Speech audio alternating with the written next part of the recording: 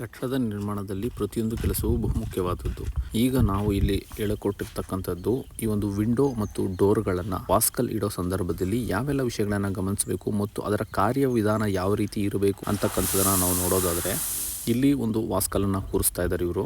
So ಈ ಒಂದು ವಾಸ್ಕಲನ್ನು ಕೂರಿಸೋ ಸಂದರ್ಭದಲ್ಲಿ ನಾವು ಯಾವೆಲ್ಲ ವಿಷಯಗಳನ್ನು ಗಮನಿಸಬೇಕು ಮತ್ತು ಆ ವಾಸ್ಕಲ್ ಸರಿಯಾಗಿ ಯಾವ ರೀತಿ ಕೂರಿಸ್ಬೇಕಾಗುತ್ತೆ ಅದನ್ನು ನೋಡೋದಾದರೆ, ಮೊದಲಿಗೆ ವಾಸ್ಕಲನ್ನು ನಿಲ್ಲಿಸಿದಾದ್ಮೇಲೆ ಈ ಒಂದು ಗೋಡೆ ಏನಿರುತ್ತಲ್ಲ, ಗೋಡೆ ಮೇಲೆ ಪ್ಲಾಸ್ಟ್ರಿಂಗ್ ಬಂದೇ ಬರುತ್ತೆ. ಆ ಒಂದು ಪ್ಲಾಸ್ಟ್ರಿಂಗ್ನ ಥಿಕ್ನೆಸ್ ಅಷ್ಟು ಡೋರನ್ನು ಅಂದರೆ ವಾಸ್ಕಲನ್ನು ಹೊರಗಡೆ ಇಟ್ಕೊಬೇಕಾಗುತ್ತೆ. ಈಗ ಒಂದು ಗೋಡೆಯಲ್ಲಿ 2-3 ಡೋರ್ ಬರ್ತಾ ಇದೆ ಅಂತ ಹೇಳಿದ್ರೆ, ಆ ಎಲ್ಲ ಡೋರ್ಗಳಿಗೂ ಈ ರೀತಿ ಲೈನ್ ಡೋರಿಯನ್ನು ಕಟ್ಕೊಂಡು ಒಂದೇ ಲೈನ್ನಲ್ಲಿ ಡೋರನ್ನು ನಾವು ಇಡಬೇಕಾಗುತ್ತೆ. ಗೋಡೆಯಿಂದ ನಮ್ಮ ಪ್ಲಾಸ್ಟ್ರಿಂಗ್ ಎಷ್ಟು ಬರುತ್ತೆ ಅದನ್ನು ನೋಡಿಕೊಂಡು ಅರ್ಧ ಇಂಚು 3/4 ಇಂಚು ಎಷ್ಟು ಪ್ಲಾಸ್ಟ್ರಿಂಗ್ ಬರುತ್ತೆ ಅಂತಕ್ಕಂಥದ್ದನ್ನು ನೋಡಿ ಒಂದೇ ಲೈನ್ನಲ್ಲಿ ಇಡಬೇಕು.